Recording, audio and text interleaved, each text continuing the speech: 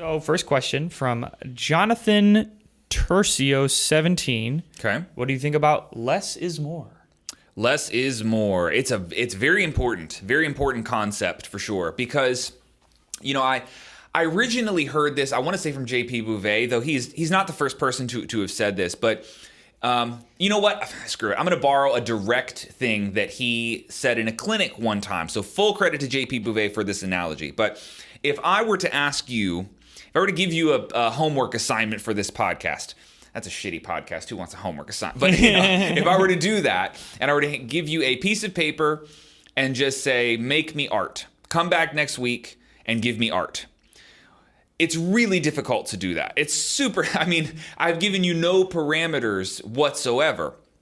But when you set up boundaries or limitations like draw me an airplane or draw me a fish, that's the kind of art I want you to make. And I want you to use a pen and this paper. I want a black and white drawing of a fish.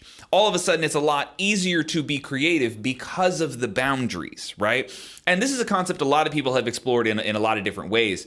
But the idea would be that when you have infinite options, infinite choices, sometimes the choices become hard to make without any boundaries. And so this is one of the reasons why I don't recommend that an early drummer or a young drummer get a really massive setup with like 15 toms and 4,300 cymbals or whatever version of that you want to have. Like, it's not going to serve you to have that many choices because you're not too good at making choices yet, right? Like being creative and making those creative decisions, sometimes there is an element of, it just becomes easier when you don't have as much going on. So, for example, if I put you on a kick, snare, and hat, and there are no toms, there are no cymbals, well, you're going to play your first few grooves that you might have for kick, snare, and hat, but then you're going to run out of ideas. And because of the limitation of what you're on, this kit that you're on, you're going to be confronted with the reality that you have to create something new a lot sooner than if you had 400 toms to play something across. I also think you can get very distracted by having too many options, which would be, less is more. We're talking about stripping everything down. But if you went the opposite direction and you had this mega Terry Bozzio like living room size kit, if you're playing the idea of like, let's just say something easy, right, left kick, and you're moving the right hand around the drum set.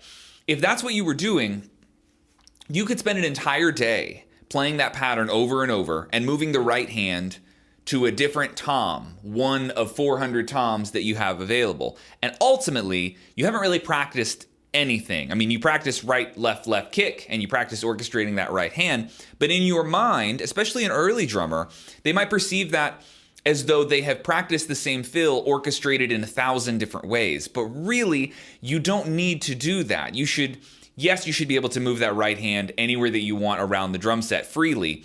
But exploring it on too many options is kind of a waste of your time. You don't really need to do that. So there's a lot of conceptual reasons why I think less is more is a really important thing to keep in mind. I'm not telling you that you just have to go take stuff off of your kit necessarily, but it can be a really helpful practice tool when it comes to fostering creativity, in that if you think of creativity as something that can expand as you add limitations, a limitation could be a smaller drum set. It is limiting to have a smaller drum set, and you will force creativity upon yourself a little bit faster. So there's many arguments on both sides of this, but I would say that creativity seems to be a lot easier when you have some sort of boundaries or limitations, and a smaller kit would be one of those. So it's also, this is a really strong argument for buying less gear that is of a higher quality. Don't get 10 cymbals that are all very low quality. I would argue you should get 2 cymbals that are both individually super, super nice. I think that would be a way smarter way to do it.